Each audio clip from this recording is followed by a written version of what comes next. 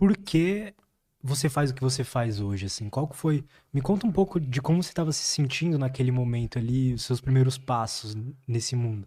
Nesse mundo, É, aí eu tenho que engatar uma marcha ré. Pode claro, falar tudo? óbvio.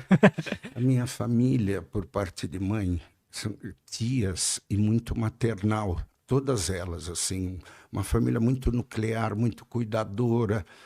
Eram 4 mulheres, né? Tirando a minha mãe, depois 2 tios. E um dos meus tios se enveredou para uma ideologia católica apostólica romana, que se chama o Movimento dos Focolares. Nasceu na Itália. Focolare, uma analogia ao lar de fogo, ao Espírito Santo. E ela é voltada à ideologia católica apostólica romana, porém, eles se formam e são doutrinados para desenvolverem os 3 votos: obediência, castidade e pobreza. Esse meu tio era muito importante na família. E aí começou a arrastar a família para esses encontros, os encontros de casais, de final de semana. E eu ia bem pequenininho. Enquanto meus pais ficavam, eu ficava nas oficinas das crianças, 7, 8 anos de idade. E ali, tipo, macheteria, fantoche. A gente passava um dia brincando. Mas no final, isso entre 7 e 9 anos, sempre que a gente ia, eles tinham uma brincadeira que chamava Paraíso Purgatório. Era você dizer pro amiguinho o que você gostou e o que você não gostou no amiguinho. Isso, para mim, começou a Caramba. ficar divertido desde cedo. Então, a habilidade de perceber, dar feedback e receber feedback, naturalmente foi permeando o meu desenvolvimento. Isso, 8, 9, até uns 12 anos de idade. E essa ideologia prega, né, ela está em todos os países hoje, ela prega o ecumenismo, a igualdade entre os povos. Então, além das habilidades, logo nesse período da minha infância, etc., na capacidade de corresponder, observar e dizer, também era temperado por uma tolerância, uma aceitação muito grande, porque tinha rico, tinha pobre, todo mundo junto. Então, eu comecei num berço onde o preconceito era muito baixo. Então, Vocês identificavam problemas, mas sem julgar. isso, Perfeito. porque a própria ideologia, o foco, por exemplo, esses lares, que são lares onde se tem os consagrados, lares assim, casas com 7, 8 mulheres, 7, 8 homens. E os votos, obediência, castidade e pobreza, laico. O que é laico? Não está ligado à igreja, mas está ligado à ideologia. Uhum. E essa ideologia chamada Obra de Maria, ela tem essa coisa voltada ao acolhimento, ao cuidado, à maternagem e à aceitação, porque o ecumenismo é a igualdade entre todos. Então, esse tempero da tolerância e aceitação sem preconceito, desde cedo também me impregnou. A partir disso, como eu sempre fui muito serelepe, eu tinha uma mente um pouquinho mais acelerada que o normal, com o próprio transtorno de atenção de hiperatividade diagnosticado e companhia, num determinado momento eu sempre era notado. Então, começaram a entender que talvez eu pudesse ser um consagrado. E aí eu fui para a Itália tentar tirar essa consagração, até que alguém se deu conta que eu não tinha vocação. E aí me mandaram para uma Como que. par... Por que ele tirou essa conclusão? Por... Porque o meu jeito de funcionar, então, tanto a minha libido, a minha energia, então, acontecia, por exemplo, de vez em quando acontecia, pergunta foi boa, Lutz, de vez em quando acontecia os encontros mistos, lá na Itália. Então, porque tudo é separado, até para a doutrina construir, né? Um pouco da vocação e eu acho que é importante, a castidade tem a ver com isso. Mas quando juntavam os encontros, mulheres e homens, eu sempre tinha alguém. Né? Eu lembro, a gente tinha que rezar o terço todo dia. E a gente estava em Frascati, uma região da Itália, uma cidadezinha chamada Intisa Baldar. E eu não tinha rezado o terço naquele dia. E aí tinha uma filipina com o Sei. terceiro olho, E aí me chamou a atenção, mas ela era linda. E eu, pai, comecei. Quando deu no café da tarde, me aproximei, a gente foi tomar um café. Eu falei, você já rezou o terço? Ela falou, ainda não. Eu falei, vamos junto, porque tinha uma capela longe. E de repente eu indo com ela assim. Aí o nosso tutor, que tinha os caras que cuidavam dos jovens e tal, adolescente, imagina, eu estava com 15 anos. Nossa. Aí a doutrina começava cedo, porque é sério, a ideologia é bastante séria. E aí, de repente, chegou, hoje ele é um frei franciscano, que inclusive fez os grupos dirigidos, né? Fez o trabalho que depois vou ter oportunidade de dizer, e chamava Klaus, um alemão.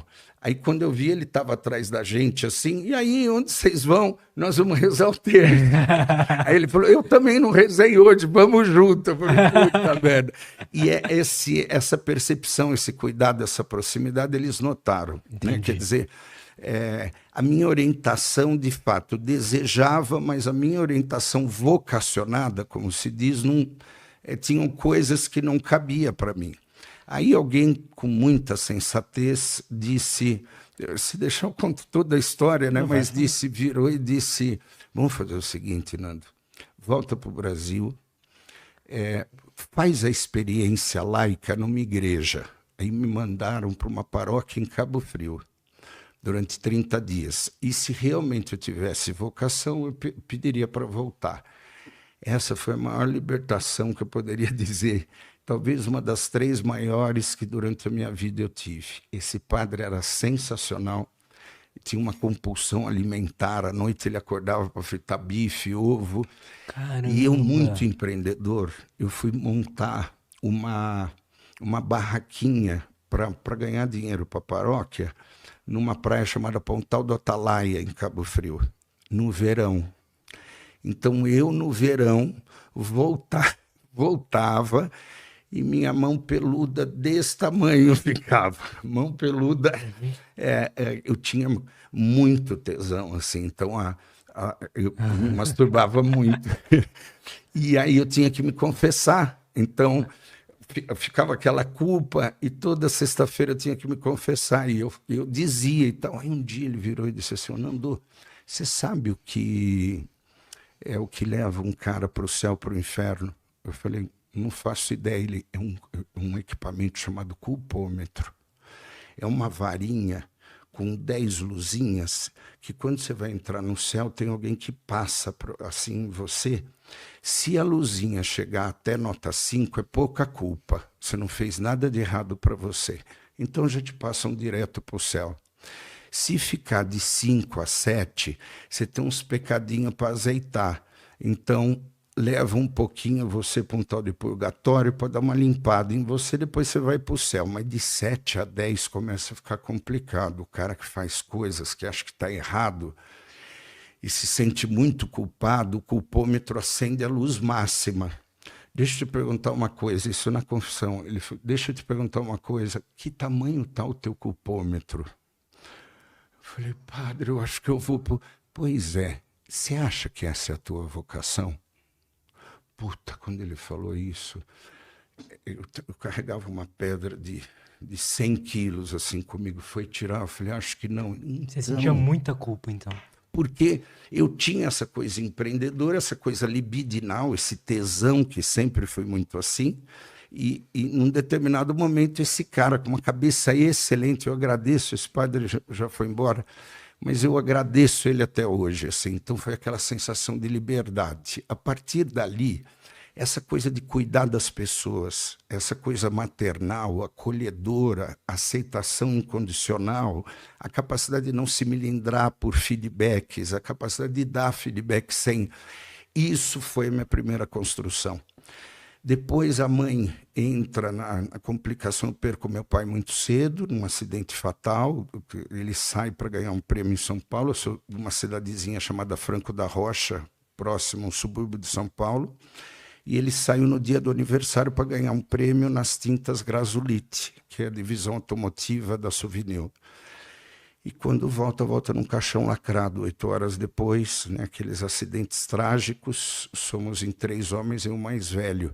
Aí veio aquela pressão do primogênito, quer dizer, você é o homem da família.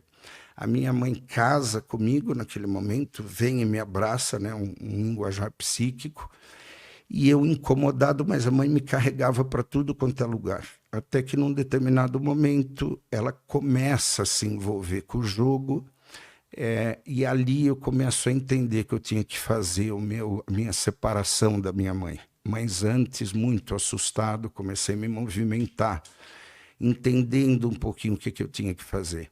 Já tinha administração de empresas. Já era formado. Já. Para acomodar a situação, minha mãe tinha uma amiga que resolveu investir em uma franquia. E elas me convidaram para ser sócio. E eu rodei, tinha uma tal de M-Office, era fórum, que eu acho que ainda existe de alguma forma como multimarca, não é da tua época, mas eram marcas expoentes. E tinha uma tal de Pacalolo, foi muito famosa, foi o grande fenômeno do Brasil de marketing.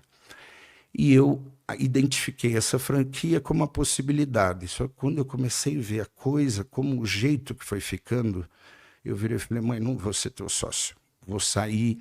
E foi nesse momento que eu chamo de luto psíquico, né? Quer dizer, minha mãe sofre um monte, porque ela vive uma segunda separação, e nesse momento eu abro a franquia com a outra sócia, e mantendo o acolhimento da mãe, cuidando dela, mas já saindo da casa, querendo, eu me torno o maior franqueado desse grupo. Tive 2 lojas no Rio, 2 em São Paulo. A minha mãe abre um câncer severo, e aí eu começo a cuidar da minha mãe junto com os meus irmãos e conheço uma metodologia chamada Empretec. Não sei se tu já ouviu falar. Ouvi na tua bio lá, no teu texto, mas eu não entendi o que. É um programa da ONU que foi desenvolvido por uma empresa norte-americana chamada MSI, Management System International, para comunidades em desenvolvimento, para focar o desenvolvimento de empreendedores. Entrou no Brasil pelo antigo Badesul, 12 dias de imersão, de impacto, onde o cara tem que cumprir algumas atividades, senão não termina. E eu fui fazer já com as franquias, eu fui fazer esse curso e sempre fui da área de produto. Sempre me movimentei, gostei de desenvolver coisas. A minha própria mãe tinha uma coisa com estética, com a beleza. Até hoje eu gosto de decorar. Eu saio da minha mãe, mas ela não sai de dentro de mim, né? Como é de todos nós somos assim, então não adianta. E esse é o papai Freud, né? Que vai explicar um pouco para a gente. Primeira infância de 0 a 2, segunda infância de 2 a 7, rejeição por parte de figuras paternas, aceitação demasiada por parte das mulheres da nossa vida, muito reforço positivo, pouco controle por parte de pais e muito controle por parte de mães. É o que vai construir no nosso inconsciente os núcleos de iniciativa, risco e visão.